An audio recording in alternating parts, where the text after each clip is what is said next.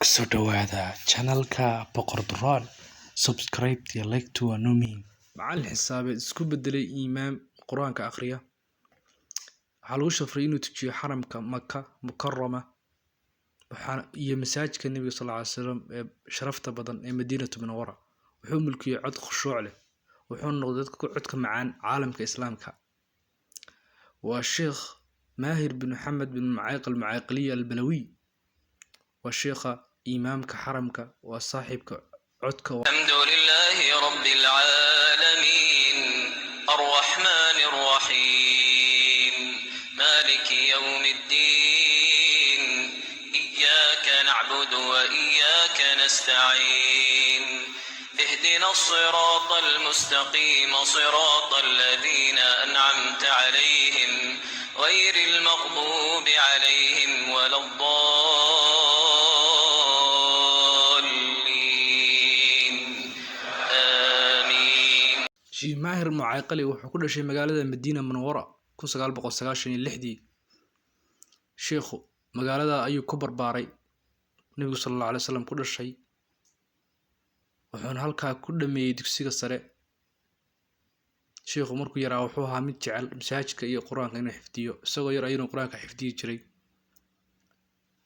wuxuuna xifdinta quraanka dhameeyay intuu dugsiga sare dhamayn.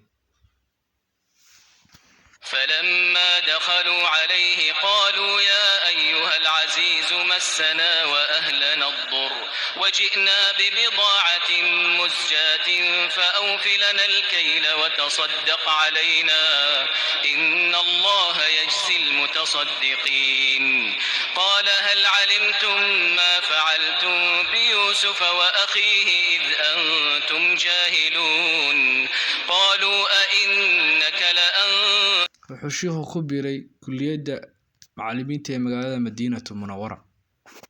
Sheekhu wuxuu halka ka helay ijaazo inuu macallinimo xisaabta ah. wuxuu dabeedna sheekhu u guuray magaalada Makka, halkaas uu ku xidhi jiray madrasada Amiir Cabdimajid. halkaas sheekhu wuxuu ka noqday si tadawuca Ilaahay dartii masaajid ku yaala xaafadda wax ka dhigi jiray. dabeedna dadka ayaa jeclaaday, masaajidka ayaa soo buux dhaafay, ummadii oo dhan ayaa jeclaatay. kabacdi sheekhu wuxuu sii waday inuu cilmigii barto, cilmigii diiniga wuxuu magister ka gaaray fiqh Imaam Ibn Hanbal. wuxuu kaloo kulliyadda shariicada jaamacadda Qura. wuxuu kaloo sheekhu uu ka gaaray darajada doctora fiqiga. wuxuu kaloo sheekhu darajada mumtaaz martabada uula ka gaaray jaamacadda Cabdimalik bin Cabdilcaziz ayuu ku helay. wuxuu 2000 sheekhu iyo 5tii imaam ka noqday masjidka Nabiga sallallahu alayhi wasallam bishii Ramadaan ayuu imaam ka noqday. inta ka bacdi sheekhu waxaa jeclaaday ummadii iyo caalamka islaamka dhan ayaa laga jeclaaday codkiisa iyo khushuuciisa salaada. waxaa loo bedelay inuu noqdo 2007 imaamka tujiya masaajidka taraawiixaha iyo taajudka masjidka xaramka ayuu intaa ahaa. inta ka bacdi waxaa loo caamilay imaamka masjidka xaramka ayaa laga dhigay. inta ka bacdi wuxuuna kaloo ka jeediyaa maxaadarooyin jaamacadda Qura ee Makka Mukarrama ku taala. share tahanaga ilaawina iyo subscribe oo mahadsantiin dhamaantiin.